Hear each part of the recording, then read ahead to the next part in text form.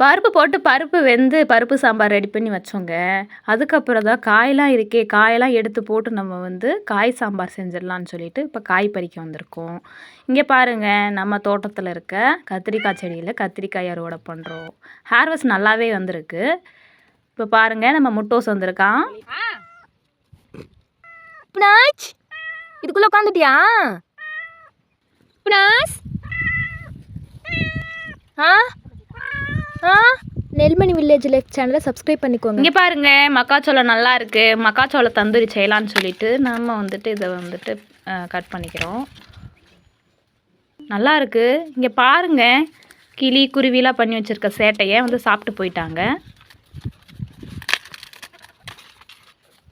ரொம்ப ஹாப்பியாக இருக்குது நம்ம தோட்டத்தில் மக்காச்சோளம் ஹார்வெஸ்ட் பண்ணுறது. இன்னும் நல்லா வந்துட்டு முத்துணுன்னு சொல்லிட்டாங்க. அதனால நம்ம கம்மியாக பாருங்க, கருதுக்குள்ள கருது வந்திருக்குங்க. தந்தூரிக்கு ஏற்ற அளவுக்கு கம்மியாக எடுத்துக்கிட்டோம். ஓகே, பாய். நெக்ஸ்ட் வீடியோவில் உனக்கு தான் இந்த கருது.